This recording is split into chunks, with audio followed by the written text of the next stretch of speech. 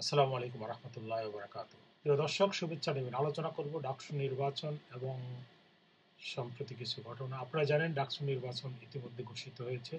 বর্তমান তত্ত্বাবধায়ক সরকারের অধীনে অনেকগুলি নির্বাচনের প্রাসঙ্গিকতা চলে আসলেও হুট করে কেন ডাকসুর মধ্যে একটি নির্বাচন তারা ঘোষণা করলো এবং তড়িঘড়ি করে এই নির্বাচন সমাপ্ত করার জন্য সমস্ত আয়োজন প্রায় শেষ করছে, এটা বোধগম্য নয়।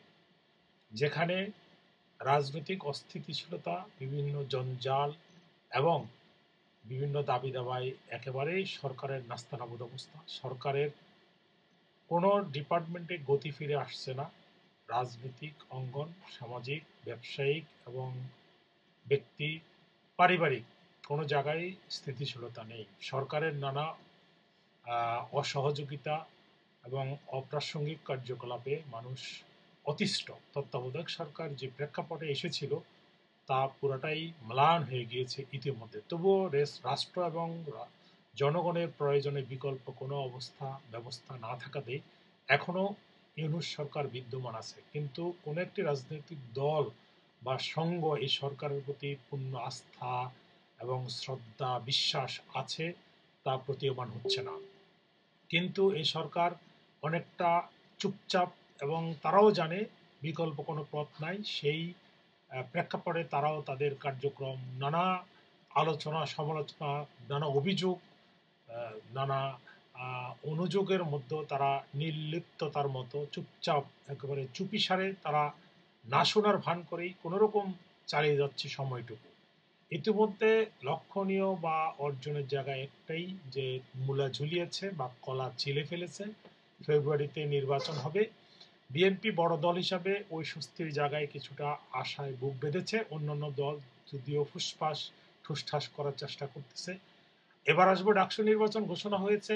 আজ নির্বাচনের ফর্ম নেওয়ার শেষ দিন, অর্থাৎ আজকের 4টা বা 5টার পর থেকে আর কেউ ইচ্ছা করলে ডাকসু নির্বাচনে অংশগ্রহণের জন্য ফর্ম উত্তোলন করতে পারবেন না। এই দিন কিছু অপ্রীতিকর ঘটনা ঘটেছে। একদিকে ইসলামী ছাত্র শিবির যাদেরকে মনোনয়নে চূড়ান্ত করেছে বিপিজিএস, এডিএস বা অন্য দুই একটি পোস্ট, তাদেরকে নিয়ে চুলছাড়া বিশ্লেষণ, তাদের অতীত রাজনৈতিক কর্মকাণ্ড, বিভিন্ন অপকর্ম বলি বা বিতর্কিত কর্মকাণ্ড বলি, এগুলি নিয়ে যেমনি বিশ্লেষণ হচ্ছে আরও হবে, হওয়াটাই স্বাভাবিক। কারণ আদর্শ উদ্দেশ্য নৈতিকতার জায়গা থেকে যদি চলমান প্রেক্ষাপটের বিস্তর ফারাক থাকে, সে জায়গায় বিশ্লেষক বুদ্ধারা বা সমালোচকরা সমালোচনা করবেন, এটাই স্বাভাবিক। বাংলাদেশের বৃহৎ একটি অন্যতম রাজনৈতিক বা ছাত্র রাজনৈতিক দল, জাতীয়বাদী ছাত্র দল, নির্বাচনে অংশগ্রহণ করবে, যদি তাদের পূর্ণাঙ্গ প্যানেল ঘোষণা করা হয় না। কিন্তু আজকে একটি ছাত্রী হলে তাদের কাঙ্ক্ষিত প্রার্থীরা ফর্ম নিতে পারে নাই, সেখানে মব সৃষ্টি করা হয়েছে, সেখানে বিতর্ক সৃষ্টি করা হয়েছে। বিশ্ববিদ্যালয় প্রশাসন তার অর্পিত দায়িত্ব পালন করতে পারে নাই, এরকম একটি অভিযোগ নিয়ে বাংলাদেশ জাতীয়বাদী ছাত্র দল বিশ্ববিদ্যালয় শাখা সাংবাদিক সম্মেলন করেছে।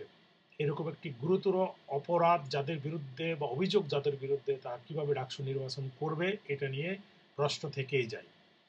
আজকে যে ঘটনাগুলি ঘটেছে, একদিকে ফেনাইল পরিচিতি এবং স্বচ্ছতা জবাবদিহিতার জায়গা থেকে যারা নমিনেশন দিয়েছেন পেয়েছেন, তাদের বিরুদ্ধে বর্ণচোর বা তাদের বিরুদ্ধে বিভিন্ন দলের গুপ্ত চোরবৃত্তির অভিযোগ এবং বর্তমানে মুখোশ খুলে একেবারে প্রকাশ্যে রাজনীতিতে এসে ডাকসুতে প্রার্থী হওয়া, তাদেরকে প্রার্থী করা, এটা আদর্শিক জায়গা থেকে কতটা সমীচীন তা হয়তো ভবিষ্যতে বলে দিবে। কিন্তু আপাতত যে এটা সাধারণ মানুষ মেনে নিচ্ছে না, তা সমালোচনা পর্যালোচনা দেখে বোঝা যাচ্ছে। কিন্তু যারা এই কাজটি করেছেন তারা হয়তো একেবারে মানে জ্যোতিষীবিদের মতো নানা ভাবে মানুষের উপরে চাপিয়ে দিবেন বা যৌক্তিকতা দেখাবেন, কিন্তু এটা যে নৈতিকতা বিপর্জিত তা বলার অপেক্ষা রাখে না। পাশাপাশি একটি বৃহৎ রাজনৈতিক ছাত্র সংগঠন কিভাবে এরকম একটি অভিযোগ উত্থাপন করলো, যদি এরকম একটি অভিযোগ সত্যিই থেকে থাকে বা হয়ে থাকে, তাহলে ডাকসু নির্বাচন কতটা সুস্থ হবে। এই ডাকসু নির্বাচন একটি অ্যাসিড পরীক্ষা অথবা অগ্নি পরীক্ষা অথবা সিম্বল আগামী জাতীয় সংসদ নির্বাচনে।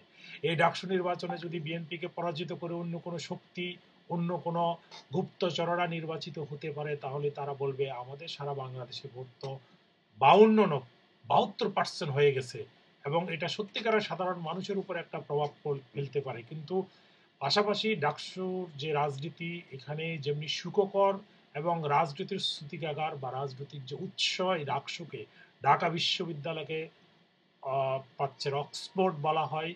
যদিও তার সুনাম, তার স্বকীয়তা দীর্ঘদিনে হারিয়েছে। বিগত 100-200-300 ইউনিভার্সিটির মধ্যেই এই ডাকসু বা ঢাকা বিশ্ববিদ্যালয় অবস্থান করে নিতে পারে নাই, কিন্তু নতুন নতুন দেশ, নতুন নতুন ইউনিভার্সিটি তার স্বকীয়তায় জরিপে অবস্থান করে নিয়েছে।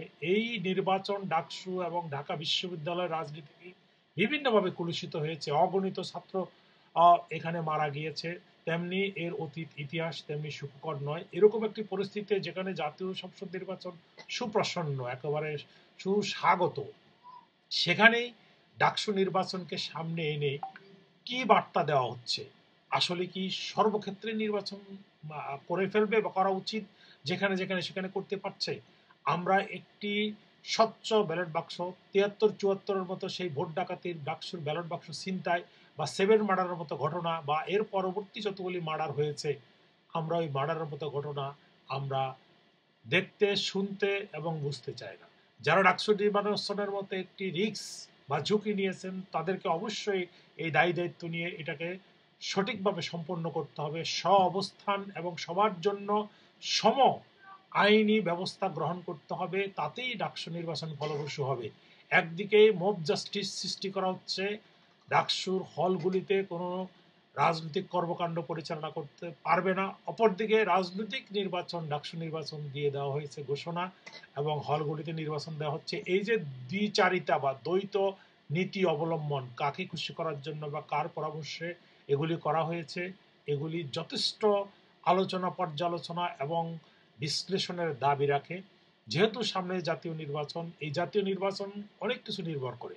বিগত 17 বছর নির্বাচন হয়নি, সেই প্রেক্ষাপটে একটি সুস্থ নির্বাচন করার অঙ্গীকার নিয়ে জাতি এবং তত্ত্বাবধায়ক সরকার যেভাবে কার্যক্রম করবে, তার উপরে প্রভাব ফেলবে এই ডাকসু নির্বাচন। এই নির্বাচন সুস্থ হলেই শুধুমাত্র তার প্রতিফলন সুচারুরূপে এবং কার্যকর এফেক্ট হবে জাতীয় নির্বাচনে। কিন্তু কোনো অপ্রীতিকর, অপ্রত্যাশিত কোনো ঘটনা যদি ঘটে, এই ডাকসু নির্বাচন যেমনি কলঙ্কিত হবে, তেমনি সক্ষমতা আরও বেশি চুলছাড়া বিশ্লেষণে পড়বে। তাই ডাকসু নির্বাচন যেহেতু ঘোষিত হয়েছে, এই ডাকসু নির্বাচনকে সার্বজনীন এবং নিরপেক্ষ করার জন্য যা কিছু করার প্রয়োজন, বর্তমান তত্ত্বাবধায়ক সরকার এবং বিশ্ববিদ্যালয় প্রশাসন সব কিছু করবেন। কিন্তু যদি একতরফা বা এক কেন্দ্রিক বা কোনো রকম সন্ত্রাস, ব্যালট বাক্স এবং অবৈধ কার্যকলাপ হয়ে থাকে, তা জাতির জন্য যেমনি কলঙ্কিত হবে। একটি প্রশ্নবিদ্ধ নির্বাচন হলে জাতীয় নির্বাচন প্রশ্নবিদ্ধ হবে, সরকার প্রশ্নবিদ্ধ হবে, এবং বিগত 17 বছরে ফ্যাসিস্ট সরকারের যা অবৈধ কর্মকাণ্ড, তার কিছুটা বৈধতা পাবে এবং সারা বিশ্বে তা নিয়ে ব্যাপক সমালোচনার মুখে পড়বে। তাই আমি বর্তমান সরকার এবং বিশ্ববিদ্যালয় প্রশাসন এবং রাজনৈতিক দলগুলোকে বলবো, একটি সুস্থ ডাকসু নির্বাচন হওয়ার জন্য যা কিছু প্রয়োজন আপনারা তা করবেন। পাশাপাশি বাংলাদেশ জাতীয়বাদী দলের যে প্যানেল দেওয়া হবে, আমরা যারা দল করি এবং বাংলাদেশ জাতীয়বাদী ছাত্র দলের অভিভাবক সংগঠন সহ প্রত্যেকেই নিজস্ব জায়গা থেকে যত রকমের আন্তরিক প্রচেষ্টা আসে সবকিছু প্রয়োগ করেই এই ডাকসু নির্বাচনে বাংলাদেশ জাতীয়বাদী ছাত্র দলের পূর্ণাঙ্গ প্যানেলকে জয়যুক্ত করার জন্য আমরা প্রত্যেকে কাজ করব।